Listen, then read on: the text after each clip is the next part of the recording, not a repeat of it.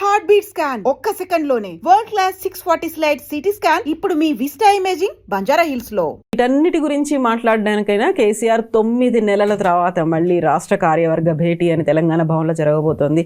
ఈ సండే ఆయన హాజరవుతున్నారు. వీటి గురించి మాట్లాడడం వల్ల ఉపయోగం ఏం లేదు ఆయన, ఎందుకంటే తను కూడా చేశాడు కాబట్టి. ఈ డిస్క్వాలిఫికేషన్ల మీద ఆయన ఎంత తక్కువ మాట్లాడితే అంత మంచిది. ఆయన మాట్లాడాల్సింది జలదోపిడీ యథేచ్ఛగా జరుగుతున్నది, తెలంగాణ అస్తిత్వానికి ఒక ప్రమాదం ఏర్పడ్డది. ఆయనకి ఇష్టం ఉన్నా లేకున్నా భారత రాష్ట్ర సమితిని పెట్టుకున్నా కూడా తెలంగాణ అస్తిత్వం అనేది ఆయన తీసుకోకపోతే భవిష్యత్తు కొంచెం గందరగోళంగానే ఉంటుంది. కాబట్టి తెలంగాణ అస్తిత్వ నినాదాన్ని ఎత్తుకోవాలి. ఎందుకు బతుకమ్మ మాయమైంది తెలంగాణ తల్లి చేతుల్లోంచి, ఎందుకు కిరీటం మాయమైంది, ఆయన ఏర్పాటు చేసినాయి కదా, అవన్నీ ప్రజలు ఆరాధ్యంగా తీసుకున్నారు కదా. ప్రజల విశ్వాసాలను ఎందుకు వమ్ము చేస్తున్నాడు? ఇట్లాంటి ఇప్పుడు ప్రతి తెలంగాణకు సంబంధించిన జలవనరుల దోపిడీ కావచ్చు, ఈ ప్రభుత్వం ఇచ్చిన హామీలను నిలబెట్టుకోకపోవడం కావచ్చు, వాటి మీద మాట్లాడాలి ఆయన. తర్వాత ఆయన నిర్మించిన చెక్ డ్యామ్లను పేల్చేస్తున్నారు. చెక్ డ్యామ్లు ఎందుకు నిర్మించాల్సి వచ్చింది? ఆనాటి తెలంగాణ పరిస్థితి ఏంది, ఇవాళ తెలంగాణ పరిస్థితి ఏంది, తను ఎంతవరకు డెవలప్ చేయగలిగాడు? ఆయన మీద చాలా విమర్శలు వచ్చినాయి. కాళేశ్వరం విషయంలో వచ్చింది, అవినీతి విషయంలో వచ్చినాయి. ఇవన్నీ కూడా ఆయన సమాధానం చెప్పాల్సిన పరిస్థితి. సరే, ఆయన చాలా టాక్ట్ఫుల్ లీడర్. ఆయన కొన్ని ప్రజలు మర్చిపోయిన వాటిని మళ్ళీ గెలకడు, కొన్ని యథాలాపంగా ప్రజల్లో ఏవైతే నలుగుతున్నాయో వాటిని పట్టించుకోడు. అట్లీస్ట్ ఆయన జలసాధన ఉద్యమం 2.0 స్టార్ట్ చేయకపోతే భవిష్యత్తు మళ్ళీ ఒక డోలాయమానంగానే ఉంటుంది. ఒక బలమైన ప్రతిపక్షంగా 2 సంవత్సరాల నుంచి బీఆర్ఎస్ తనంతాను రుజువు చేసుకున్నది. బట్ ఈ వేగం అనేది ఇంకా పెంచాలి. కేసీఆర్ గారు ఖచ్చితంగా నువ్వు అసెంబ్లీలో కూర్చోపోయినా పర్లేదు, బట్ ప్రజాక్షేత్రంలోకి రావాలి. ఏ డ్యామ్లు అయితే విధ్వంసం అవుతున్నాయో అక్కడికి పోవాలి, చూడాలి, ప్రజలకు మెసేజ్ ఇవ్వాలి. ఇవి ఎందుకు కట్టినాం, రేపు ఇంకొక చెక్ డ్యామ్ బెయిల్ చేయకుండా అక్కడ గట్టిగా వార్నింగ్ ఇవ్వాలి, ప్రభుత్వాన్ని నిలదీయాలి. ఎఫ్ఐఆర్ లాగా ఉంటున్నాయి, విచారణ ఎందుకు పెండింగ్ ఉంటుంది? మేడిగడ్డ మీద ఎఫ్ఐఆర్ ఏమైంది? మేడిగడ్డ ఎఫ్ఐఆర్ దుమ్ము దులిపి దాన్ని బయటికి తీయించాలి, ఛార్జ్షీట్ పెట్టేయాలి, దొంగలు ఎవరో పట్టుకోవాలి, అది బాంబ్ బ్లాస్ట్ అని చెప్పి రుజువు చేయించాలి. ఇప్పుడు జలవనరుల గురించి తన అథారిటీ, తను సృష్టించిన ఇవన్నీ పాలమూరు రంగారెడ్డి ట్రయల్ రన్ చేశాడు, ఎందుకు ముందుకు పోతలేదు? ఇవాళ యథేచ్ఛగా గోదావరి జలాలను రాయలసీమ తరలించకపోయే కుట్ర మొదలైంది. దాన్ని రకరకాల పేర్లతో పనకచెర్ల కావచ్చు, నల్లమల సాగర్ కావచ్చు, కేంద్రం ఎట్లా అనుమతిస్తుంది? ఇటువంటి వాటికి కేంద్రం ఎందుకు దాన్ని తాత్సారం చేస్తున్నది? నీళ్ళు ఎక్కడున్నాయి? మన వాటా ఏమైంది? ప్రజేష్ కుమార్ దగ్గర ఎందుకు డిలే అవుతున్నది? ఇట్లాంటివి అన్ని విషయాల మీద ఆయన నోరు తెరిచి మాట్లాడకపోయినట్టయితే మళ్ళీ వెనుకబడిపోతారు వాళ్ళు. ఇప్పుడు కృష్ణా జలాలు కావచ్చు, మీరన్నట్టుగా జల నిర్వహణకి సంబంధించి సవాళ్ళే విసురుతున్నారు సీఎం రేవంత్ రెడ్డి. మీరు రండి, వచ్చి కూర్చోండి, నాతో చర్చకి మీరు సిద్ధమా అనేటువంటి ఒక సవాల్ వేస్తున్నారు. అంటే వీళ్ళు కూడా ఫోకస్ పెడుతున్నారనే కదా, మన రాష్ట్రానికి సంబంధించినటువంటి వనరులు కావచ్చు, ఫెయిర్ షేర్ ఏదైతే ఉందో మన వాటా మనకు దక్కాలి, న్యాయమైన వాటా మనకు రావాలి అని వీళ్ళు కూడా పోరాడుతున్నట్టే కదా. పోరాడడం కాదు, మాట్లాడడం కూడా లేదు కదా. పోరాడడం అంటున్నారు మీరు, మాట్లాడు కూడా లేదు కదా. చెప్పండి, నాగార్జున సార్ ఎవరి చేతిలో ఉండాలి? విభజన చట్టం ప్రకారం నాగార్జున సార్ తెలంగాణకు, శ్రీశైలం ఆంధ్రకు. ఇప్పుడు నాగార్జున సార్ ఎవరి చేతిలో ఉంది? అంటే ఇట్లాంటివన్నీ కేఆర్ఎంబి నాగార్జున సార్ మీద రిపేర్లకు ఆంధ్రకి ఎట్లా అధికారం ఇస్తుంది? వాళ్ళు చేయలేదు, ఇప్పుడు తెలంగాణని ఎట్లా అడుగుతుంది? కేసీఆర్ కావాలని ఒక జలయజ్ఞం చేశారా, లేకపోతే మనకి కాళేశ్వరం ప్రాజెక్ట్ని ఇంత తీసుకొని వచ్చారు, ఇవన్నీ అంటున్నప్పుడు కేసీఆర్ కూడా మాట్లాడకుండానే సైలెంట్గానే ఉంటున్నారు కదా. ఆయన అసలు బయటికి కూడా రావట్లేరు. ఏమవుతోంది, ఇటు ఎన్ని ఎన్నికలు వచ్చిపోతున్నాయి, లేకపోతే ఎన్ని ప్రజా పోరాటాలు చేయాల్సినవి ఉన్నాయి, వీటన్నిటి గురించి కూడా ఆయన మాట్లాడట్లేదు. 9 నెలల తర్వాత పార్టీ నాయకులకి అధికారికంగా తెలంగాణ భవన్లో ఆయన కలవబోతున్నారు. అందుకే ఇప్పుడు 2 సంవత్సరాలు మాట్లాడకపోవడంలో ఒక అర్థం ఉంది. ఏంటంటే రేవంత్ రెడ్డి అనేవాడు ఇమ్మెచ్యూర్డు, ఇన్ఎక్స్పీరియన్స్డ్. కాబట్టి ఓ 2 సంవత్సరాల సమయం ఇద్దాం, ఏమన్నా సరిదిద్దుకుంటాడేమో అనుకుంటే మొత్తం తెలంగాణను ఆగం చేస్తున్నాడు. ఆయన 9.5 సంవత్సరాలు చేసిన అప్పు ఆయన 3 ఏళ్ళల్లో కంప్లీట్ చేసేటట్టున్నాడు. ఇప్పుడు 2 ఏళ్ళు అయింది, 2.88 lakh crore, 2,88,000 కోట్లు. ఏది 2 ఏళ్ళల్లో ఈయన చేసిన అప్పు. ఆయనేమో మొత్తం 9.5 ఏళ్లలో 3.5 లక్షల కోట్లు అప్పు చేశాడు. ఈయన చేసిన అప్పేమో పెన్షన్లకు, పథకాలకు పెడుతున్నాడు, ఒక్కటి కూడా తిరిగి రాదు. మళ్ళా ఆయనేమో పెట్టుబడి వ్యయం చేశాడు. 85% ప్రాజెక్టుల మీద, మనకు ప్రొడక్టివ్ సెక్టర్ మీద క్యాపిటల్ ఇన్వెస్ట్మెంట్ చేశాడు. తెచ్చిన అప్పు కూడా కేసీఆర్ సద్వినియోగం చేశాడు. అందుకే 29,000 కోట్ల ట్యాక్స్ ఆదాయం 1,12,000 కోట్లకు చేర్చాడు. ఆయన ఒక మంచి పునాది వేసిండు. ఈయన ఏం చేయకపోయినా కూడా ఆయన చేసిన పునాది మీద ఇవాళ ఇన్కమ్ పెరుగుతూ ఉంది. ఇవాళ అదే ట్యాక్స్ 1,61,000 కోట్లకు పెరిగిందంటే రేవంత్ రెడ్డి చేసిన గొప్పతనం ఏం లేదు. ఆయన వల్ల ఇంకా ట్యాక్స్ ఇన్కమ్ తగ్గింది, రిజిస్ట్రేషన్లు ఆగిపోయినాయి, రియల్ ఎస్టేట్ పడిపోయింది, ప్రొడక్షన్ తగ్గింది, ఇండస్ట్రియల్ ప్రొడక్షన్ 3rd ప్లేస్ పోయింది ఇండస్ట్రీ, జిఎస్డిపిలో 2nd ప్లేస్లో వ్యవసాయం వచ్చింది. అంటే కేసీఆర్ క్రియేట్ చేసిన పునాది మీద ముందుకు తీసుకుపోవడానికి బదులు తిరోగమన దిశ స్టార్ట్ అయిందని కాగే చెప్పింది. ఇవాళ రేవంత్ రెడ్డి ఆర్థిక ప్రగతిలో రేవంత్ రెడ్డి ప్రభుత్వము చేసినది తిరోగమన దిశలో ఉంది అని చెప్పి కామెంట్ చేసింది. మీరు తిరోగమన దిశ అంటున్నారు. ఇప్పుడు 2047 నాటికి తెలంగాణ 3 ట్రిలియన్ ఎకానమీ కాబోతోంది అనేదే కదా రైజింగ్ తెలంగాణ గ్లోబల్ సమ్మిట్ ముఖ్య ఉద్దేశం. ఆ దిశగానే పెట్టుబడులు అనేవి వస్తున్నాయి. 5,75,000 కోట్ల పెట్టుబడులకు సంబంధించి గ్లోబల్ సమ్మిట్ 2 రోజుల్లో అయింది కదా. ఇప్పుడు నంబర్స్ చూపెట్టొచ్చమ్మా. ఇప్పుడు సంతకాలు పెట్టారు. ఇది కొంచెం దీన్ని పక్కకు పెట్టి ఈ రైజింగ్ సమ్మిట్ నాటికి ఉన్న పరిస్థితి ఏందనేది చూద్దాం. మొత్తం 13 సమ్మిట్లలో అటెండ్ అయ్యండి రేవంత్ రెడ్డి. జపాన్ కావచ్చు, ఇక్కడ కావచ్చు, దావోస్ కావచ్చు. ఈ మొత్తం సమ్మిట్లలో సంతకాలు పెట్టినాయి 4,60,000 కోట్లు.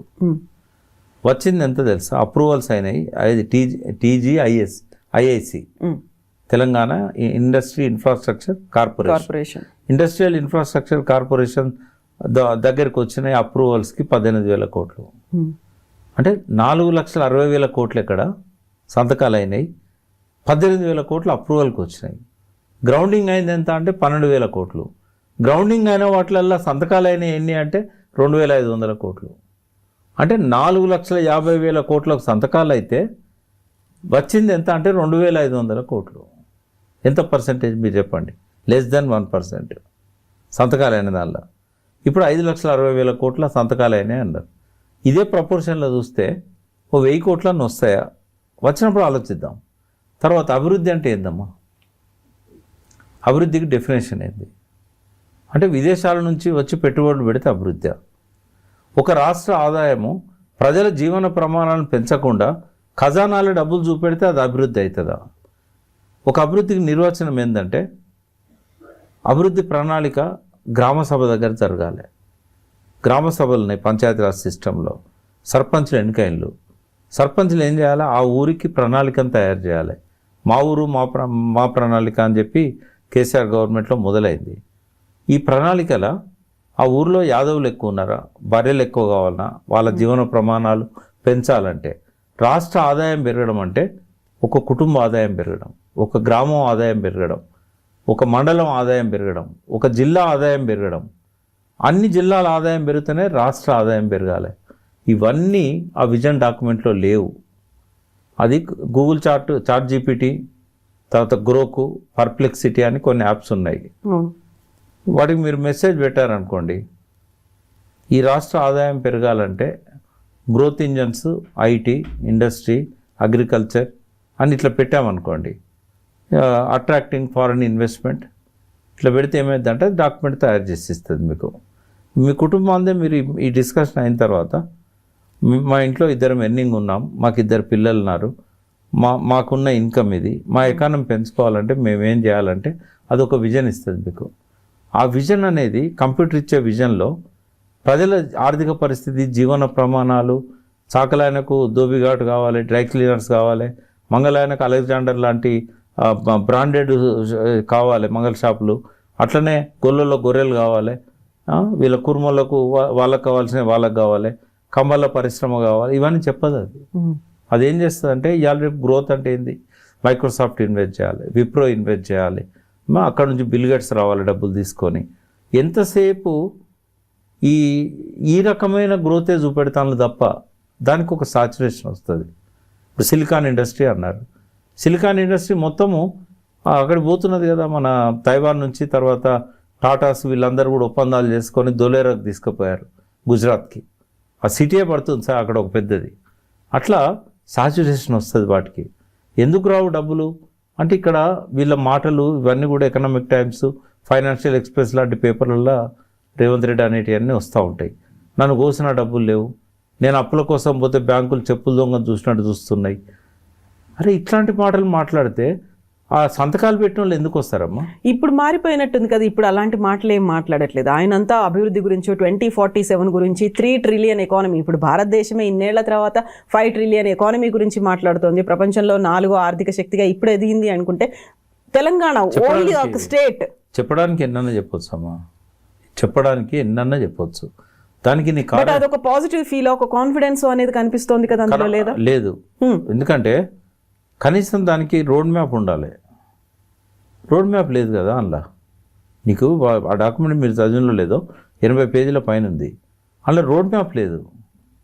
ఎంతసేపు షెడ్యూల్ పెడతాము దీనికి. ఇప్పుడు అందులో ఇప్పుడు 420 హామీలు ఎట్లయితే ఎన్నికల్లో గెలవడానికి ఇచ్చారో, ఇంకో 420 హామీలు ఇది చేస్తాం అది చేస్తామని ఉన్నది. నీ దగ్గర డబ్బులు లేవు కదా, నీ దగ్గర డబ్బు లేదు, నీకు అప్పు పుట్టట్లేదు, తెచ్చిన అప్పులను కూడా నువ్వు సద్వినియోగం చేయట్లేదు. ఇప్పుడు నువ్వు FRBM కంటే అధిగమించి అప్పులు చేసినావు. 2 సంవత్సరాల్లో 2,88,000 కోట్లు తెచ్చినావు. నువ్వు పెండింగ్ ప్రాజెక్టులు పూర్తి చేస్తలేవు, ఇండస్ట్రియల్ ఎస్టేట్లో మౌలిక వసతులు కల్పిస్తలేవు. ఒక 4 సిటీ చేస్తే సరిపోద్దా? అక్కడ నీకు ఏ ఇండస్ట్రీ వచ్చింది? నువ్వు ఫార్మా ఇండస్ట్రీస్ అన్న ఒక క్లస్టర్ చేద్దామని కేసీఆర్ ప్లాన్ చేశాడు, నువ్వు దాన్ని డీసెంట్రలైజ్ చేసినావు. నువ్వు చేసిన కాడ కోడంగల్ ఏమన్నా పరిశ్రమ వచ్చిందా? అంటే నీ రోడ్ మ్యాప్ ఏది అసలు? రేవంత్ రెడ్డి మాటలకు చేతులకు ఎట్లుంటుందంటే కొండారెడ్డిపల్లె బోర్డు పెట్టుకొని కోడంగల్ పోతున్నట్టే ఉంటుంది. ఎప్పటికీ ఆయన జీవితంలో మళ్ళీ కొండారెడ్డిపల్లె రాదు. ఈ ప్రపంచం అంతా చుట్టేసి కొండారెడ్డిపల్లెకి వచ్చే వరకు ఆయన జీవితకాలం సరిపోదు. ఆయనకు ఒక మేధావి వెనకాల సపోర్ట్ లేదు, ఒక థింక్ ట్యాంక్ లేదు, ఆర్థికంగా ఆయన గైడ్ చేసేవాళ్ళు లేరు. ఆయన ముందటనే కదా రిజర్వ్ బ్యాంక్ గవర్నర్గా పనిచేసిన దూరు సుబ్బారావు గారు ఎట్లా 10 సంవత్సరాల్లో తెలంగాణ డెవలప్ అయిందో కేసీఆర్ గారు చేసిన కృషిని అంతా కూడా అంకెలతో సహా చెప్పాడు. బట్ ఇన్ని రకాలుగా అవుతున్నాయి అనుకున్నప్పుడు, ఒక ఆర్థికంగా జరగట్లేదు, ఒక రోడ్ మ్యాప్ లేదు, ఒక బ్లూ ప్రింట్ లేకుండానే వెళ్తున్నారు, ఒక ప్రాపర్ ప్లానింగ్ లేకుండా వెళ్తుంది అనుకున్నప్పుడు కేసీఆర్ కూడా వచ్చి మాట్లాడాల్సినటువంటి అవసరం ఉంది, కేసీఆర్ కూడా చెప్పాల్సినటువంటి అవసరం ఉంది. ప్రతిపక్షము అంటే ఊరికే ప్రతిసారి విమర్శిస్తూనే కూర్చోకుండా, నిరసనలకు దిగుతూనే కూర్చోకుండా రోడ్ మ్యాప్కి అవసరమైనటువంటి తన ఎక్స్పీరియన్స్కి సంబంధించి సలహాలు సూచనలు కేసీఆర్ ఎన్ని చెప్పాలి చెప్పరా? నేను మీరు ఒక సినిమా గుర్తు చేసుకోవాలి. శ్రీలక్ష్మికి చిన్నప్పుడు మాటలు రావు, ఆమె మాటలు వచ్చినాక ఏం చేస్తుంది, వెల్లువలాగా చిన్నప్పుడు క్లాస్మేట్స్ అల్లరి చేసిన అక్కడ నుంచి వస్తాయి. ఇప్పుడు కేసీఆర్ గారు 2023 అక్టోబర్ 21 నుంచి చెప్పాల్సి వస్తుంది. కాళేశ్వరానికి ఏమైంది, వి ప్రకాష్ అన్నట్టు బ్లాస్టింగా, లేకుంటే NDSA చెప్పినట్టు నిర్మాణ లోపమా, ఎల్ఎన్టీ వాళ్ళ తప్ప, అక్కడ నుంచి స్టార్ట్ చేయాలి. ఆయన ఇప్పటిదాకా మాట్లాడని విషయాలన్నీ చెప్పుకుంటూ రావాలి. ఇప్పుడు ఆపద్దిగా ఈ ఫ్లో కంటిన్యూ చేయాలి. చేస్తారా? చేయాలి. చేయకపోతే తప్పు అవుతుంది, అది చేయకపోతే తప్పు అవుతుంది, ప్రజల కర్మకు వదిలేయాల్సి వస్తుంది. ఎగ్జాక్ట్లీ. ఇప్పుడు మా ప్రభుత్వం ఉంటేనే మేము మాట్లాడతాము, వేరే వాళ్ళు కాబట్టి మా ప్రభుత్వం లేదు కాబట్టి మేము మాట్లాడము, ఊరికే విమర్శిస్తూ కూర్చుంటామంటే కాదు కదా. ఇప్పుడు ప్రజల కోసం అనుకున్నప్పుడు మీరు ఎంతసేపు సీఎం రేవంత్ రెడ్డి అంటారో, ప్రతిపక్ష నాయకుడు కేసీఆర్ అలా ఆయన అసెంబ్లీకి వచ్చినా రాకపోయినా ప్రజలు ఏమి ఎక్స్పెక్ట్ చేస్తున్నారంటే, ఆయన ఒకసారి మౌనం వీడితే ప్రజలకు వాస్తవాలు తెలుస్తాయి. ఇప్పుడు మౌనం వీడుతున్నాడు, రేపు మీటింగ్లో మాట్లాడాల్సి వస్తుంది. ఇది కంటిన్యూ అవుతుంది, ఇది కంటిన్యూ కావాలి. కాకపోతే మాత్రం కష్టమవుతుంది, ఎందుకంటే వరుసగా వైఫల్యాలతో పోవాల్సి వస్తుంది. ఒకవేళ ఆయన కనుక మళ్ళీ ఉత్సాహాన్ని నింపి కార్యకర్తలల్లా శ్రేణులల్లా అందరితో కలివిడిగా ఉంటూ ఇప్పుడు కేసీఆర్ స్వభావానికి భిన్నంగా ఉంటున్నాడు. కేసీఆర్ స్వభావం ఏంటంటే, అంటే ఆయన చూడాలనుకుంటున్న ఇంటర్వ్యూ, ఎందుకంటే డైరెక్ట్గా పోయి చెప్పే పరిస్థితి కనబడతలేదు. ఇప్పుడు ఏనాడు ఆయన ఒంటరిగా భోజనం చేయడం నేను చూడలే. నేను ఇదివరకు మీడియా పరంగా కూడా సలహాలు ఇచ్చినా వాళ్ళకు కూడా నేను నేరుగా చెప్పాను, కేసీఆర్ ఎప్పుడు కూడా ఒంటరిగా బ్రేక్ఫాస్ట్ చేయడు, ఒంటరిగా డిన్నర్ చేయడు, ఎప్పుడు 10 మందిలో ఉండే వ్యక్తి. నేను ఉద్యమకాలం అంతా ఆయన కుటుంబ సభ్యులతో చాలా తక్కువ ఉన్నారు, మాలాంటి వాళ్ళతో చాలా ఎక్కువగా ఉన్నాడు. మళ్ళీ ఆ వైఖరి కేసీఆర్ తీసుకోవాలి. తన బ్రేక్ఫాస్ట్ ఒక కాన్స్టిట్యుయెన్సీ పెద్దలతో జరగాలి, ఆయన లంచ్ ఒక మేధావులతో జరగాలి, ఆయన డిన్నరు పార్టీ నాయకులతో జరగాలి. అది జరగనంత కాలం మళ్ళీ ముందుకు పోవడం కష్టమవుతుంది. రెండవది, ఏ విమర్శ అయితే వచ్చిందో ఉద్యమకారులు అందరినీ పక్కకు పెట్టినని అన్నారు. నియోజకవర్గాల వారీగానే కాదు, మండలాల వారీగా ఉద్యమకారులు ఉన్నారు. చెప్పండి, పిలుచుకొని చెప్పండి. నేను ముఖ్యమంత్రి ఉన్నప్పుడు మీకు సమయం ఇవ్వలేకపోయినాను, పొరపాటు జరిగింది, క్షమాపణలు అక్కర్లేదు, పొరపాటు జరిగింది, ఇక ముందు ఇట్లా జరగదు. మీ ఉద్యమ స్ఫూర్తిని తెలంగాణ అభివృద్ధిలో భాగం చేస్తాము, దాన్ని ఉపయోగించుకునే పద్ధతిలో మేము ఉపయోగించుకుంటాం. మీరు నారాజు కాకండి. నేను ఒక మాట చెప్తే, నేను ఒక సామెత తయారు చేసిన తెలంగాణ ఉద్యమంలో, తెలంగాణ కోపం తెల్లారి దాకా ఉండదు అని. మర్చిపోతారు అంత తొందరగా. కేసీఆర్ కనుక ఇలా రోజు మైకులో తిట్టేటోళ్ళు ఉన్నారు కదా, మీడియాలో తిట్టేటోళ్ళు ఉన్నారు కదా, ప్రతిరోజు తిట్టేటోళ్ళు, 10 ఏళ్ళ నుంచి తిడుతున్న వాళ్ళు, వాళ్ళని బ్రేక్ఫాస్ట్ పిలిచి కాసేపు మాట్లాడి తను చేసిన తప్పులను కొంత మేరకైనా వాళ్ళ ముందు కమిట్ అయితే అందరూ ఆయనకు అభినందిస్తారు, ఆయనతో ఉంటారు. సో మర్చిపోవడం అంటే ఓకే, కలిసి కూడా పోతారా? కలిసిపోతారు. ఇప్పుడు ఎవరు కలిసిపోరు? ఒక పేరు చెప్పండి నాకు. పిలిచి నేను మిమ్మల్ని దగ్గరికి రానివ్వకపోవడానికి నాదే పొరపాటు, ఓకే, దానివల్ల నేను ఏం నష్టం జరిగిందో నాకు అర్థమైంది, మీకు అర్థమైంది, ఇక ముందు ఇట్లా జరగదు. కానీ వీళ్ళెంత, వీళ్ళతో ఏమవుతుంది, వీళ్ళు చేసింది ఏంది, ఈ అహంకారం ఏదైతే ఉన్నదో అది ఆపుకోకపోతే, ఆ ఆలోచనల నుంచి బయటపడకపోతే, వీళ్ళు చేసిన దాన్ని కూడా గుర్తించకపోతే, వాళ్ళని మళ్ళీ గౌరవించకపోతే, ఈ అబద్ధాలు ఇట్లాగే ప్రజలను పక్కదారి పట్టిస్తూ ఉంటాయి, నమ్మిస్తూ ఉంటాయి. కాబట్టి నష్టపోయేది ఎవరు? అంతిమంగా నువ్వు మళ్ళీ పవర్ కావాలి. మళ్ళీ పవర్ కావాలంటే తప్పులు సరిదిద్దుకుంటే తప్పేంది? ముందు వాటిని గుర్తించాలి, రియలైజ్ కావాలి. ఇది నామోషి కాదు. నీతో పాటు ఏం ఆశించి తిరిగినాం మేమంతా? తెలంగాణ కోసమే కదా, అందరం కలిసికట్టుగా చేస్తాం కదా. మరి ఫలితాలు నువ్వు ఒక్కరిమే అనుభవించడం అనేది ప్రచారం అవుతున్నది. సరే, వాళ్ళు నిన్నేం అడిగిన్లు? నిన్న ₹1,00,00,000 అడిగిన్లా?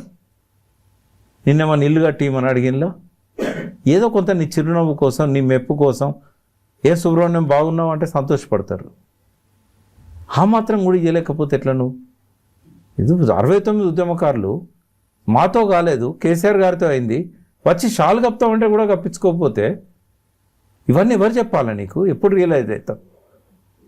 అందుకే ఇవన్నీ ముందుకు పోయేటప్పుడు ఒక్కటి గుర్తుపెట్టుకోడమ్మా, ఒక మంచి పాలకునికి ఒక మంచి విమర్శకుడు పక్కన ఉండాలి.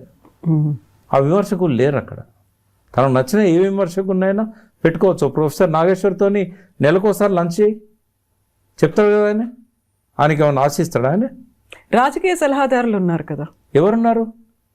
తనతో పాటుగా గతంలో ప్రభుత్వంలో ఉన్నప్పుడు నియమించుకున్నారు కదా, వాళ్ళు ఎవరు లేరా ఇప్పుడు? ఆయన ఎంతమందికి అయితే ఇట్లాంటి పదవులు ఇచ్చిండో ఆ పదవులో విలువ దిగదార్చాడు.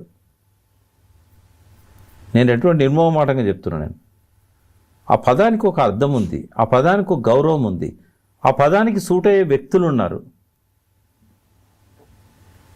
అంటే ఆయన ఇచ్చిన వాళ్ళకు ఆ పదవుల పట్ల వాళ్ళకున్న ఆ గౌరవము, తర్వాత ఆ సలహాలు ఇవ్వగలిగే శక్తి ఉన్న ఎవరమ్మా? కేసీఆర్ గారికి సలహాలు ఇవ్వగలిగే శక్తి ఉన్న నాయకుడు ఎవరున్నారు తెలంగాణలో చెప్పండి. మరి అన్నీ తెలిసినటువంటి కేసీఆర్ అలా ఎందుకున్నాడు? మారాలంటే ఏం చేయాలంటారు? ఆయన లోపల నుంచి రావాలి, బయట నుంచి ఎవరు చెప్పినా మారే వ్యక్తి కాదు కదా ఆయన. ఒక టవరింగ్ పర్సనాలిటీ అమ్మ కేసీఆర్. తెలంగాణ ఆత్మ, తెలంగాణలో ఉన్న ప్రతి విషయం మీద ఆయన ఒక గంగా ప్రవాహంలాగా మాట్లాడుకుంటూ వెళ్తూ ఉంటాడు. నేను ఎప్పుడు కూడా కేసీఆర్ని ఎందుకు గౌరవిస్తా, ఎందుకు అభిమానిస్తా అంటే, ఆయన నాకేదో చేసిండని కాదు, లేకుంటే ఆయన తప్పులు చేయలేదని కాదు, ఆయన అహంకారి కాదని అంతకంటే కాదు. ఆయన తెలంగాణకు ఏ ముఖ్యమంత్రి చేయలేనంత గొప్పగా చేశాడు. 1947 నుంచి ఈనాటి వరకు భారతదేశంలో ఏ రాష్ట్రంలో, ఏ కాలంలో, ఏ పార్టీ ముఖ్యమంత్రి కూడా ఈయనలాగా పరిస్థితులను అర్థం చేసుకొని ఒక విజన్తో వ్యవసాయంలో అభివృద్ధి, పరిశ్రమల్లో అభివృద్ధి, పట్టణీకరణలో అభివృద్ధి, తెలంగాణ జాగ్రఫికల్గా ఆయన ఎంత చేయాలనో అంత చేశాడు. అయితే అది సరిపోతుందా అంటే ఆకాంక్షలు చాలా ఎక్కువ ఉన్నాయి. ఎందుకు అంటే 57 ఏళ్లలో విధ్వంసం అయిందన్న తెలంగాణను 9.5 ఏళ్లలో ఈ స్థాయికి చేర్చడం కూడా చాలా గొప్ప. ఆ విషయంలో మాత్రం ఆయన ఖచ్చితంగా అభిమానిస్తా, ఆయన ఎంబడుంటా, ఆయన ఆచరిస్తా, మళ్ళీ ఆయనే రావాలని 100% కోరుకుంటా. కానీ ఆయన లోపల ఉన్న ఈ రెండవ కోణం ఏదైతే ఉన్నదో, ఇప్పటిదాకా నేను అది మాట్లాడాను, అంత మాత్రాన ఆయనను పక్కకు పెట్టేది లేదు. ఖచ్చితంగా ఆయన మారాలనుకుంటున్నాం. ఆయన మారకపోయినా అదే పద్ధతిలో తెలంగాణను ఆయనే అసంపూర్తి లక్ష్యాలు పూర్తి చేస్తానంటే ఇక ఉన్న దానిలో ఆయననే సెలెక్ట్ చేసుకోవాల్సి వస్తుంది. ఆయన ఒకటే బెటర్ చాయిస్, ఆయనే బెటర్ కదా. ఇప్పుడు కేసీఆర్ అనేవాడు మనం అనుకున్నట్టు ఉంటాడు, ఆయన అనుకున్నట్టే ఉంటాడు. కాబట్టి ఈ తప్పులని సవరించుకోవాలంటే ఆయన లోపల నుంచి రావాలి. అది ముందు ఆయన గుర్తించాలి, నా వల్ల ఏమేమి పొరపాట్లు జరిగినాయి అనేది రివ్యూ చేసుకోవాలి. ఆయన లోపల మార్పు ఉన్నదని నేను అనుకుంటున్నా. ఆ పరిణామ క్రమం అనేది కనబడుతూ ఉంది. ఓకే, డెఫినెట్గా హరీష్ కానీ, కేటీఆర్ కానీ, నిరంజన్ రెడ్డి కానీ, జగదీష్ రెడ్డి కానీ, ఆ పార్టీలో ఉన్న సెకండరీ నాయకులు అందరూ కూడా అద్భుతంగా పనిచేస్తున్నారు. అందులో ఏం అనుమానం లేదు. ఇప్పటిదాకా బయటికి రాకుండా రేవంత్ రెడ్డికి 2 ఏళ్ళు టైం ఇవ్వాలని చెప్పి కాలయాపన చేసి ఇప్పుడు బయటకు వస్తున్నాడు కదా, చాలా ఆశలున్నాయి ఆయన మీద. తెలంగాణ అంతా ఎదురు చూస్తుంది, ఏం చేస్తాడో, ఈ నీళ్ళను కాపాడుతాడా, మనకు రేవంత్ రెడ్డి ఇచ్చిన హామీలలో అవి అమలు కావడానికి ఏమన్నా గర్జిస్తాడా, చాలా ఆకాంక్షలతోనే ఎదురు చూస్తున్నారు. ఈ రేపు ఆదివారం నాడు ఆయన ఉపన్యాసం ఎట్లుంటుంది, బట్ అది క్లోజ్డ్ డోర్ మీటింగ్. కానీ బయటకు వచ్చి మీడియాతో ఆయన మాట్లాడితే కనుక డెఫినెట్గా అది తెలంగాణకు మళ్ళొకసారి జీవసత్వాలను ఇస్తుంది, రిజోనేట్ చేస్తుంది. అందరి కార్యకర్తలనే కాదు, ప్రజలు కూడా చూస్తున్నారు. ఇప్పటికీ ఆయన క్రేజ్ మాత్రం తగ్గలేదమ్మా, ప్రజల్లో ఆయన క్రేజ్ తగ్గలే. రోజు ఫోన్లు చేస్తారు, నేను పోతుంటా అనుకుంటారు వాళ్ళు, నేను రోజు ఫామ్ హౌస్ పోతా, కేసీఆర్ గారితో కూర్చుంటా అనుకుంటారు. నేను ఇప్పటికీ ఈ మొత్తం 2 ఏళ్ళలో ఆయన కలిసింది 2 సార్లు. శుభాభినందనలు చెప్పడానికి బర్త్డే రోజు కలిసినాం, ఓడిపోయిన రోజు పోయి కాసేపు కూర్చొని వచ్చినాం, అంత మించి ఎన్నడూ కలవలేదు. కానీ వాళ్ళు ఏమంటారంటే ఒక్కసారి సెల్ఫీ దిగాలి జీవితకాలంలో, మా లాస్ట్ ఊపిరి వరకు ఒక్కసారన్నా కేసీఆర్ గారిని డైరెక్ట్ కలవాలి, ఇట్లా ఎంతోమంది అడుగుతూ ఉంటారు. అంటే ఆయన ఎంత దూరంగా ఉన్నాడో ప్రజల లోపల అంత ప్రేమ పెరిగింది. వాళ్ళు చేసిన పశ్చాత్తాపం కూడా వాళ్ళలో కనబడుతూ ఉంది. కొంత మేమే తప్పు చేసినాం, సార్ని గెలిపించుకోవాల్సి ఉండే, మా ఎమ్మెల్యే మీద కోపంతో సార్ దిగిపోతారని అనుకోలేదు మేము, ఇట్లా మాట్లాడుతున్నారు. డెఫినెట్గా ఇది జలసాధన ఉద్యమం 2.0గా మొదలైతే కనుక ఇది ఒక గుడ్ బిగినింగ్ అవుతుంది ఆ పార్టీకి. వాళ్ళు ఆలోచించాలి, వాళ్ళు ఆ సార్తో కలిసి మాట్లాడుకొని ఒక ఉద్యమ పదంలోనే ముందుకు సాగాలి. గతంలో ఉన్న ఉద్యమ స్ఫూర్తినంతా కూడా పార్టీకి, తెలంగాణ కోసం ఎట్లా వాడుకోవాలి, ఎట్లా ఛానలైజ్ చేయాలనేది వాళ్ళు కూర్చొని డిస్కస్ చేయాలి. చూద్దాం మా ఆదివారం తర్వాత ఏం జరగబోతోంది. మళ్ళీ కేసీఆర్ ఫామ్ హౌస్కి పరిమితం అవుతారా, మళ్ళీ రెగ్యులర్గా తెలంగాణ భవన్ దాకా వస్తారా అనేది. థ్యాంక్ యూ సో మచ్ అండి. Thank you. And for more videos, Please subscribe to iDream. Please subscribe to iDream. Please subscribe iDream. And please subscribe to iDream. For more videos, subscribe to iDream. please like, share, and subscribe to the channel. Congratulations, iDream. Subscribe to iDream. Subscribe to iDream. So subscribe to iDream Media. iDream ki iDream team andarki huge congratulations. Please subscribe iDream Media. Please subscribe to iDream. Subscribe iDream. Please subscribe to iDream. iDream అంటే నా కళల channel subscribe చేసుకున్న నోరు తిరుగుతలేదు, మీరైతే గంట గుర్తు కొట్టండి. For more such videos, please subscribe to iDream. Subscribe to iDream. Please subscribe to iDream. Please subscribe iDream Media. Please do subscribe to iDream. Please subscribe to iDream Media. For best entertainment and information, please subscribe iDream. And don't forget to subscribe to iDream.